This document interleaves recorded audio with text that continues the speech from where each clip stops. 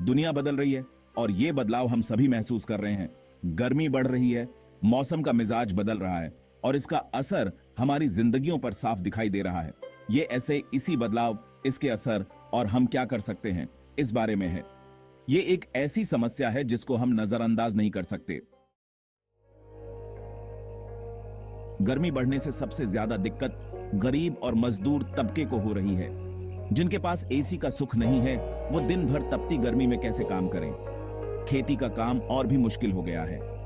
पानी की कमी से फसलें सूख रही हैं। शहरों में भी हाल बेहतर नहीं है। कंक्रीट के जंगल में गर्मी और बढ़ जाती है। लोगों को सांस लेने में दिक्कत होती है। दिल की बीमारियां बढ़ रही हैं। गर्मी से बचने के लिए लोग एसी का इस्तेमाल करते हैं, जिससे बिजली की खपत बढ़ती है और ये समस्या और भी बढ़ती जाती है। ये एक विशेष साइकिल है जिसका कोई आसान हल नहीं है। हमें अपनी जिंदगी जीने के तरीके बदलने होंगे, अपने आसपास के माहौल को समझना होगा, तभी हम इस गर्मी से निपट सकते हैं। टीवी पर रोज ऐसी खबरें आती हैं जो हमें सोचने पर मजबूर कर देती हैं। कभी किसी देश में बाढ़ से तबाही होती है तो कभी किसी जगह सूखा पड़ने से जलन। ये सब बदलते मौसम के असर हैं। याद है कुछ साल पहले उत्तराखंड में आई ट्रेजेडी? बारिश ने कयामत ढा दी थी। ऐसे हादसे अब ज्यादा होने लगे हैं। समुद्र का पानी बढ़ रहा है, जिससे कई कोस्टल एरियाज को खतरा है।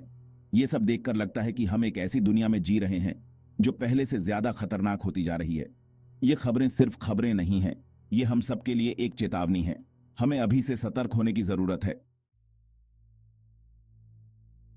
मौसम बदलने का असर सिर्फ गर्मी बढ़ने तक ही सीमित नहीं है। इससे कई तरह की बीमारियां भी बढ़ रही हैं। डेंगू, मलेरिया जैसे रोग अब पहले से ज्यादा फैल रहे हैं। सांस की बीमारियां भी बढ़ रही हैं, खासकर बच्चों और बुढ़ों में। पानी की कमी से भी कई बीमारियां होती हैं। गंदा पानी पीने से डायरिया जैसी बीमारियां होती हैं, जो बच्चों के लिए जानलेवा साबित हो सकती हैं।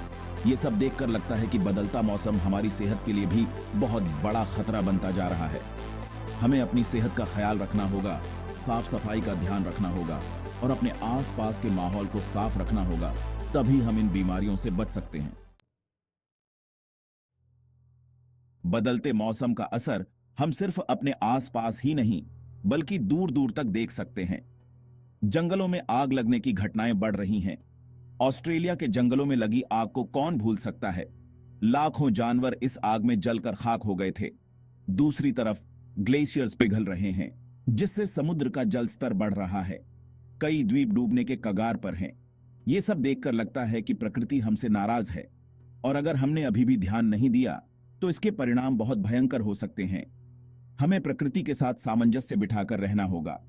पेड़ लगाने होंगे, पानी बचाना होगा और प्रदूषण कम करना होगा, तभी हम इस धरती को बचा सकते हैं। बदलते मौसम का मुद्दा अब सिर्फ एक देश की समस्या नहीं रहा है, बल्कि ये एक अंतरराष्ट्रीय क्राइसिस बन चुका है। दुनिया भर के नेता इस मुद्दे पर चिंतित हैं और इसका हल ढूंढने की कोशिश कर रहे हैं। पेरिस एग्रीमेंट जैसे समझौते इस बात का सबूत हैं कि दुनिया इस संकट को लेकर गंभीर है। इस समझौते के तहत दुनिया भर के देशों ने ग्लोबल वार्मिंग को 2 डिग्री सेल्सियस से नीचे रखने का लक्ष्य रखा है। लेकिन सिर्फ समझौते कर लेने से कुछ नहीं होगा। हमें जमीनी स्तर पर काम करने की जरूरत है। हमें अपनी आदतें बदलनी होंगी और सस्टेनेबल लाइफस्टाइल अपनाना होगा। ऐसे में सवाल यह उठता है कि हम क्या कर सकते हैं। क्या हम बस तमाशा देखते रहेंगे या इसके खिलाफ लड़ेंगे? सच ये है कि हम सभी इस लड़ाई में शामिल हैं और हम सभी को अपनी भूमिका निभानी होगी। छोटी छोटी कोशिशों से भी बड़ा बदलाव लाया जा सकता है। हमें अपने घरों में बिजली और पानी की बचत करनी चाहिए। हमें पब्लिक ट्रांसपोर्ट का ज्यादा से ज्यादा इस्तेमाल करना चाहिए। हमें प्लास्टिक का इस्तेमाल कम करना चाहिए और रिसाइकल और रीयूज को बढ़ावा देना चाहिए। ये कुछ ऐसे कदम हैं जो हम अपनी रोज की जिंदगी में उठा सकते हैं। अगर हम सभी मिलकर कोशिश करें तो हम इस संकट से उबर सकते हैं और अपनी आने वाली पीढ़ियों के लिए एक बेहतर कल बना सकते हैं।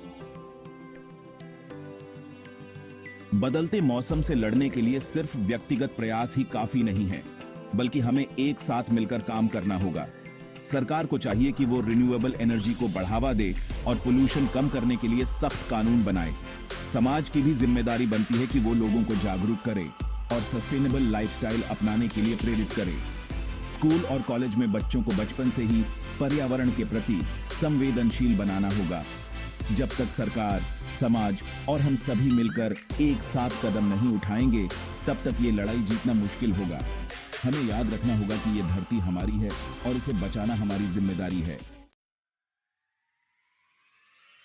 आज की यंग जनरेशन के कंधों पर इस दुनिया को बचाने की बहुत बड़ी जिम्मेदारी है। उन्हें समझना होगा कि ये लड़ाई उनकी अपनी लड़ाई है। उन्हें आगे आकर लीडरशिप लेनी होगी और सस्टेनेबल फ्यूचर के लिए काम करना होगा। टेक्नोलॉजी का सही इस्तेमाल करके, इनोवेटिव सॉल्यूशंस ढूंढकर और लोगों को अवेयर करके वो इस लड़ाई में अहम भूमिका निभा सकते हैं। उन्हें यह समझना होगा कि ये लड़ाई सिर्फ आज के लिए नहीं, बल्कि उनकी आने वाली पीढ़ियों के लिए भी है। अगर हम सभी अपनी जिम्मेदारी समझते हुए आगे बढ़ेंगे, तो हमें विश्वास है कि हम इस लड़ाई को जीत सकते हैं और अपनी दुनिया को बचाने में कामयाब हो सकते हैं।